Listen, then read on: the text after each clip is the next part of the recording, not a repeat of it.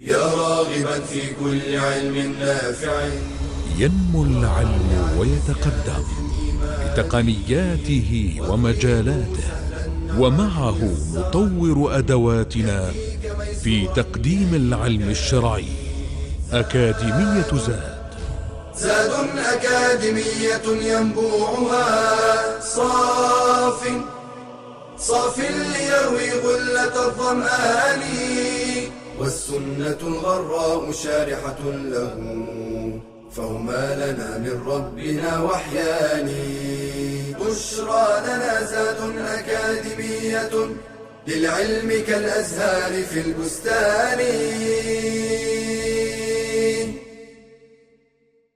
Assalamu alaikum wa rahmatullahi wa barakatuh, and welcome back. Bismillah wa salatu wa salamu ala nabihi wa mustafa wa ba'd. My dear students, welcome to the 12th session in the 4th level of the prophetic noble Hadith. And today inshallah we'll study together Hadith number 11, which is narrated by Abu Hurairah radiyallahu anhu, may Allah be pleased with him, who said that a man said to the Messenger of Allah, peace be upon him, once, advise me, عظني. So the Messenger of Allah, peace be upon him, said, لا تغضب, don't get angry. So the man repeated the request several times, عظني, advise me. Every time the Prophet ﷺ would answer him the same, don't become angry, don't get angry, and so on. The hadith is narrated by Abu Hurairah, and it is collected by Imam Bukhari, so we have a very profound hadith though. When the Sahaba would come to the Prophet ﷺ seeking advices, we know from the hadith that the answer and the advices of the Prophet ﷺ will vary depending on the condition of the questioner and the need of the person who's asking the question. This time the Messenger of Allah ﷺ knew that this person is in need for this advice to set right all his affairs. So that's why every time he asked him, عظني, advise me, he said, لا تغضب, don't get angry, don't get mad, and so on. And don't get angry, when you look at it, you think, what do you mean don't get angry? Anger is a psychological condition which a person is in a state of rage and fury and losing his temper. So it is uncontrollable, agree. But a person can avoid that by following the means which we'll mention shortly, insha'Allah, and by avoiding putting himself or herself in a position where they know that they will lose their temper, and also by knowing how to control their anger if they happen to get angry, according to the beautiful advices of the Prophet ﷺ, whether in this hadith or in other ahadith. So when the Prophet ﷺ said to him several times, لا تغضب, that involves two important matters in order not to get angry. The first is the instruction to take the appropriate measures in order to avoid what will lead you to anger. I know what angers me. Avoid it. Block the means.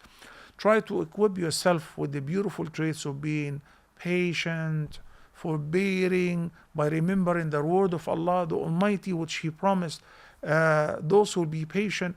And keep in mind that the Messenger of Allah sallallahu alaihi wasallam also said, إنما الصبر بالتصبر إنما الحلم بالتحلم, which means even if you have this bad trait of having a short temper or losing your temper quickly and getting angry fast, that by practicing patience you can achieve it. The second matter is, in case that you get angry, you need to train yourself as what you should do in order not to act upon your anger, such as zipping off your mouth, seek a refuge of Allah, changing your position, avoid using your hand, avoid acting upon your anger. This is in brief the explanation of the hadith, and when we come to study the lessons that we learn from the hadith, it will elaborate further on those means and so on. But it is very important to understand that, brothers and sisters, not all anger is dispraised. Some anger is praiseworthy. Praiseworthy, how could anger be praiseworthy? Well, anger is praiseworthy in case that it is for the sake of Allah. when you see somebody is violating the boundaries and the limitations of Allah, somebody is committing haram or doing it in public, you're not supposed to be numb. You're not supposed to be, without feeling and say, it's none of my business. Everyone is free to do whatever they want to do. When you see on the news an oppression that is happening anywhere on earth, getting angry is a very natural human reaction. So this is praiseworthy, especially when you see any of the huquq of Allah being violated. And the blameworthy anger, which is an anger for the wrong reasons, or for prejudice, or for ego, or for personal reasons. Aisha radiallahu anha narrated that Rasulullah sallallahu alaihi wasallam never hit anyone with his hand, whether a woman or a child or a servant, only on the battlefield whenever he is fighting. Okay? And she also said that the Prophet sallallahu alaihi wasallam man taqama li nafsihi abada, which means he never took revenge for personal reasons. He would only get angry and take revenge whenever any of the hudud of Allah have been violated. Only for the sake of Allah subhanahu wa ta'ala. For personal reason, he was forbearing, he was forgiving, he was pardoning, and so on. So, the type of anger which is blameworthy, if the person will act upon his anger for personal reasons, which may lead to divorce, may lead to hurting people physically, morally, or even taking their lives. You know that there is a story where a man, when the Prophet ﷺ was sitting, a man brought another man leading him with a strap. So the Prophet ﷺ said, "What is the matter with you?" He said, "O Prophet of Allah, this person killed my brother." So Rasulullah sallallahu alaihi wasallam asked him, "Did you really kill him?" And he admitted. So the Messenger of Allah, peace be upon him, said, "Why and how did you kill him?" He said, "Well, we were doing some business. Basically, they were out and they were knocking some leaves down from the tree, and he insulted him. And he reacted. So he grabbed an axe and he hit him with the axe on his head, and he died immediately." Oh my goodness. If the person happened to think about the outcome, the severe outcome of acting upon his or her anger, they would most definitely avoid it from the beginning. So this is a very important mean and method of trying to not get angry, by realizing that, hey, when I get angry, I lose it. I don't know what I'm saying. I don't know what I'm doing. I may misbehave. In this case, let's avoid getting angry. Subhanallah. The worst enemy to man is not only shaitan or the worldly temptation himself, the inner desire. And anger will ignite this inner desire of feeling superior, of taking revenge, of proving yourself. May Allah subhanahu wa ta'ala protect us against that. What we learn from this hadith, the keenness of the companions of the Prophet sallallahu alaihi wasallam to learn, not only for the purpose of learning, but they would come, ask the Prophet sallallahu alaihi wasallam, "O Prophet of Allah, what is the best deed? What is the most beloved act to Allah? Who is the dearest person to Allah?" Why? In order to act upon the following advices of the Prophet sallallahu alaihi wasallam, not just to learn and that's it. Also, the prohibition of anger is one of the beautiful features of Islam, which forbids all bad manners, and all good manners are enjoined in Islam. As we said before, I have been sent exclusively to perfect good manners. That is in a sound hadith that the Prophet ﷺ said so. So now, do you think that this guy just understood what most people would understand from the Prophet ﷺ? Don't get angry and that's it? No. Don't put yourself in a position where you know that you will get angry. And if it happens, prepare yourself as how to react properly, appropriately, and avoid any inappropriate reaction upon getting angry. There are several ways to treat anger and rid oneself of it and its negative effects, such as, number one, it's in the Quran, in Surah Fussilat, chapter number 41. in Surah Al-A'raf, chapter number 7, verse number 200. وَإِمَّا يَنزَغَنَّكَ مِنَ الشَّيْطَانِ نَزْغٌ فَاسْتَعِذْ بِاللَّهِ. Whenever evil suggestion, whispers, comes to you from Satan, then seek refuge in Allah. Some people belittle that, but in fact, wallahi, saying أعوذ بالله من الشيطان الرجيم or أعوذ بالله من الشيطان الرجيم من همزه ونفخه ونفثه is the greatest help in this regard. Okay, so be vigilant that when Allah gives us an advice in the Quran, act upon it with full belief that it does help and it is very useful and very effective. Keeping quiet. Keeping quiet is not a sign of weakness. He said, sallallahu alaihi wasallam, if one of you becomes angry, keep quiet, in a sound hadith. Changing the position. If you're sitting, you stand up.